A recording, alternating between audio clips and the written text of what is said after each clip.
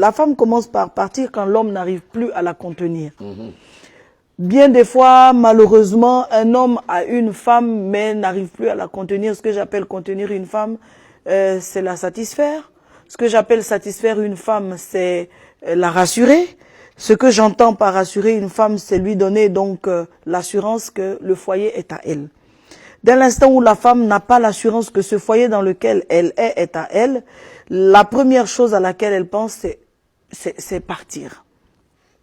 Je peux vous assurer qu'il y a bon nombre de femmes qui sont dans leur foyer de corps, mais de cœur qui ne sont plus là. Tout simplement parce que il n'y a pas le langage qu'il faut, il n'y a pas l'attention qu'il faut, il n'y a pas l'intérêt qu'il faut. Il y a juste le fait d'être mariée, il y a juste le fait que la femme a des devoirs et qu'elle doit assumer à l'endroit de son homme. Mais il n'y a pas l'accompagnement, il n'y a pas l'affection qu'il faut. Combien d'hommes aujourd'hui encore donnent de l'attention à leur femme après plusieurs années de vie commune? Combien d'hommes donnent encore de l'intérêt, prêtent de l'intérêt?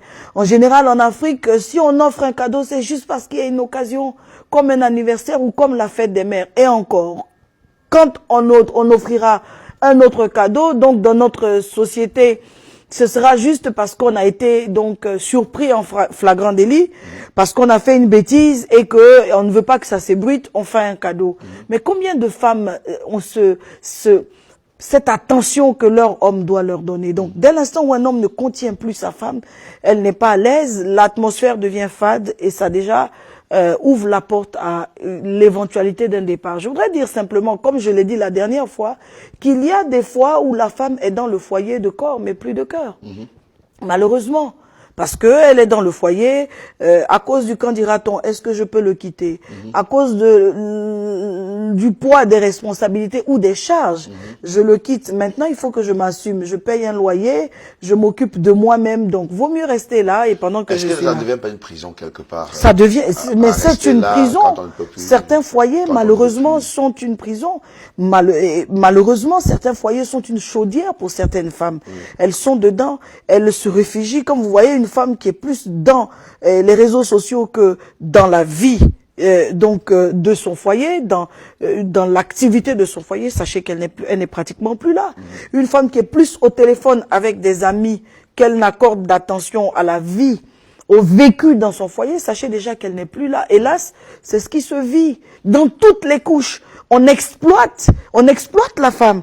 L'homme exploite sa femme. Je suis désolée de le dire, mais c'est ça, il faut l'accepter. Les hommes majoritairement sont devenus donc justement des gens qui profitent d'une femme, ils profitent du fait que de sa stabilité, du fait qu'elle est organisée, ils ne veulent pas la laisser partir, ils n'acceptent pas qu'elle parte, mais en réalité ils ne lui montrent plus d'amour, ou il l'aime même pratiquement plus, il est juste accommodé, il est habitué à elle. Et quand une femme arrive au stade où elle sent qu'elle n'est juste là que pour organiser ou co-organiser la vie d'un homme, eh bien elle s'en va. J'ai découvert que mon mari a une relation avec quelqu'un d'autre, je pose la question, paf, je m'entends dire toutes sortes de choses qu'on ne pourrait pas dire à une femme qu'on respecte, à sa femme. Plutôt que des excuses, c'est me faire du genre, tu acceptes ou tu pars. Du genre, est-ce que tu t'es posé la question de pourquoi elle est là? Mais la chose est que quand on se mettait ensemble, il n'y avait pas raison, il n'y avait pas question d'une autre personne, de quelqu'un d'autre. Et là, c'est ça. Donc, question d'infidélité. Parfois, on a un mari qui est avare. Il y a des hommes avares qui partagent les charges à portion égale avec la femme. Oui. À 50%, 50% avec la femme. À 60%, 40% avec la femme. Ou des fois, l'homme à 55%, 45% avec la femme. Il ne donne même jamais de cadeau. Et des fois, il donne rien. Des fois, il donne rien. Des fois, le moindre centime, il faut le lui rembourser. Des fois, il n'y a pas de cadeau. Il n'y a pas de tendresse, il n'y a pas de chaleur. Il n'y a même pas il y a même pas prends ça, fais-toi plaisir. Il n'y a jamais ça. Et des fois, c'est la femme qui supporte toutes les charges. Et donc, on se rend compte qu'il se mène une vie cachée, il se fait ses plaisirs cachés derrière, pendant que la femme s'occupe de tout. Donc, il y a absence de sexualité, mais il y a aussi mauvaise sexualité. Un homme qui ne fait aucun effort pour satisfaire sa femme, ou un homme qui ne traite pas la qualité donc de son érection ou de son éjaculation, au bout du compte, la femme peut se sentir insatisfaite. Voilà, sur le temps, je n'atteins pas ma satisfaction. C'est un homme qui ne pense qu'à lui, c'est un homme qui se suffit, donc, ou qui ne tient compte que de ce dont il a besoin. Au bout du compte, dès l'instant où cette femme a l'occasion de partir, elle part. Vous avez une femme, il faut la respecter. Vous n'en voulez plus, prenez la décision, mais ne maltraitez pas une femme ou votre femme. Ne prenez pas une femme et la privez. Ça vous coûte quoi de donner un présent à une femme? Ça vous coûte quoi de dire à une femme « je t'aime » Mais si vous dites à une femme « pardonne-moi chérie », qu'est-ce que ça vous enlève? Ça vous diminue en quoi de reconnaître votre tort devant votre femme?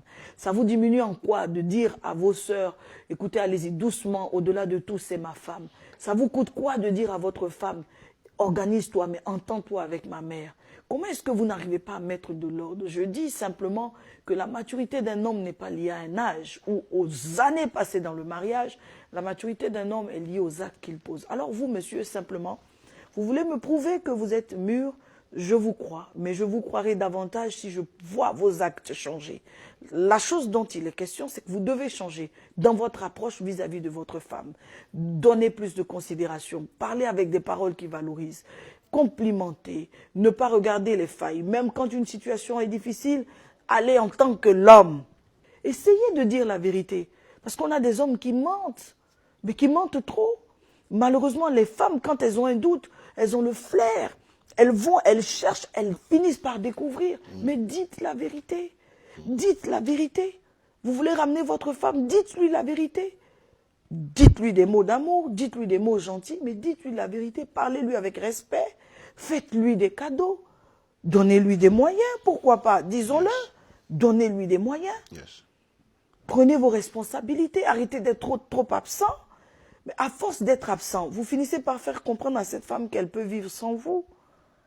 Une des raisons qui séparent les couples, je n'en ai pas parlé tantôt, mais il y a des questions spirituelles. Voilà. À force de coucher avec des femmes, vous ouvrez la vulnérabilité de votre vie à ces femmes-là. À force d'aller avec ces femmes. Donc, abstenez-vous de vous donner à toutes les femmes qui viennent au passage. Parce que vous êtes en train de fragiliser votre couple. Plus vous allez avec une femme, la même femme, vous collez à elle. Et finalement, il finit par avoir une impénétrabilité entre vous et cette femme-là. Quelque chose finit par pouvoir passer. Voilà. Vous voulez que votre femme revienne, mettez de l'eau dans votre vin. Vous n'êtes pas toujours obligé de crier pour vous faire comprendre. Ce n'est pas en durcissant forcément le ton qu'on saura que vous êtes l'homme. Vous voulez que votre femme revienne, redevenez cet homme qu'elle a aimé.